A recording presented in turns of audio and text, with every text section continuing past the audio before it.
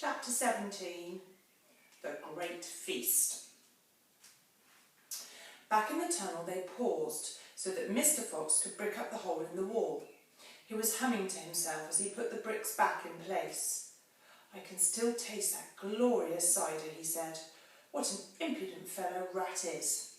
"He has bad manners," Badger said. "All rats have bad manners. I've never met a polite rat yet."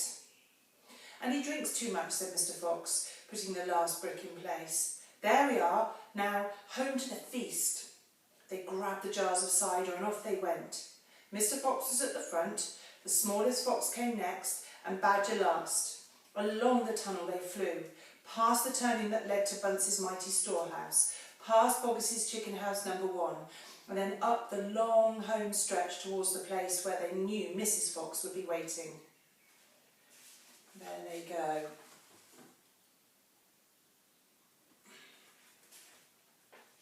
"Keep it up, my darlings," shouted Mr. Fox. "We'll soon be there. Think what's waiting for us at the other end, and just think what we're bringing home with us in these jars. That ought to cheer up poor Mrs. Fox." Mr. Fox sang a little song as he ran. "Home again swiftly I glide, back to my beautiful bride. She'll not feel so rotten as soon as she's gotten some cider inside her inside."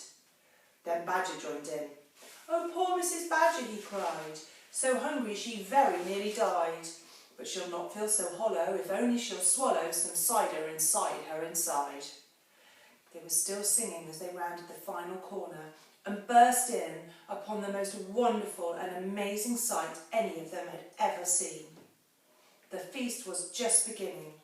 A large dining room had been hollowed out of the earth, and in the middle of it, seated around a huge table, were no less than 29 animals. They were Mrs. Fox and the 3 small foxes, Mrs. Badger and the 3 small badgers, Mole and Mrs. Mole and 4 small moles, Rabbit and Mrs. Rabbit and 5 small rabbits, Weasel and Mrs. Weasel and 6 small weasels.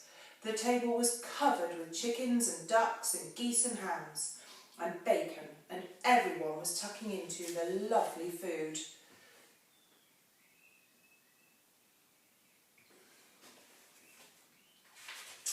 "My darling," cried Mrs. Fox, jumping up and hugging Mr. Fox. "We couldn't wait, please forgive us." Then she hugged the smallest fox of all, and Mrs. Badger hugged Badger, and everyone hugged everyone else. Amid shouts of joy, the great jars of cider were placed upon the table, and Mr. Fox and Badger and the smallest fox sat down with the others. You must remember that no one had eaten a thing for several days. They were ravenous. So for a while there was no conversation at all. There was only the sound of crunching and chewing as the animals attacked the succulent food. At last, Badger stood up. He raised his glass of cider and called out, "A toast! I want you all to stand and drink a toast to our dear friend who has saved our lives this day, Mr. Fox." "To Mr. Fox," they all shouted, standing up and raising their glasses. "To Mr. Fox, long may he live." Then Mrs. Fox got shyly to her feet and said, "I don't want to make a speech. I just want to say one thing, and it is this. My husband is a fantastic fox." Everyone clapped and cheered. Then Mr. Fox himself stood up. There they all are, raising a toast.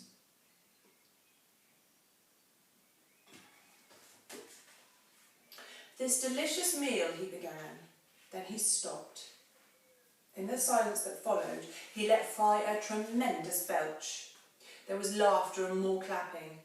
"This delicious meal, my friends," he went on, "is by courtesy of Mr. Boggis, Mr. Bunce and Mr. Bean." More cheering and laughter. "And I hope you enjoyed it as much as I have." He let fly another colossal belch. "Better out than in," said Badger. "Thank you," said Mr. Fox, grinning hugely. "But now, my friends, let us be serious. Let us think of tomorrow and the next day and the days after that. If we go out, we will be killed, right?" "Right," they shouted. "We'll be shot before we've gone a yard," said Badger. "Exactly," said Mr. Fox. "But who wants to go out anyway? Let me ask you that. We are all diggers, every one of us. We hate the outside. The outside is full of enemies. We only go out because we have to get food for our families. But now, my friends, we have an entirely new setup. We have a safe tunnel leading to 3 of the finest stalls in the world. We do indeed, said Badger. I've seen them. And you know what this means, said Mr. Fox. It means that none of us need ever go out in the open again.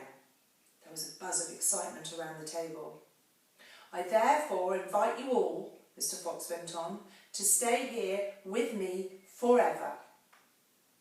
Forever, they cried. My goodness, how marvellous. And Rabbit said to Mrs. Rabbit, my dear, just think, we're never going to be shot at again in our lives. We will make, said Mr. Fox, a little underground village with streets and houses on each side. Separate houses for badgers and moles and rabbits and weasels and foxes.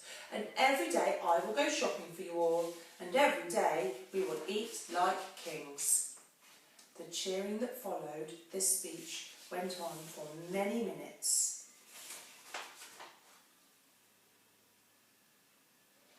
Now I'm going to go straight on to the last chapter, chapter 18, because it's only a few sentences.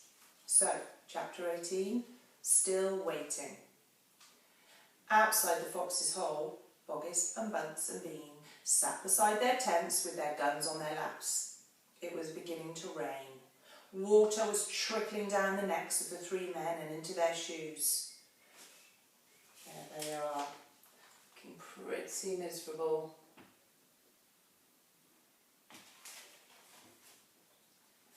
He won't stay down there much longer now, Boggis said.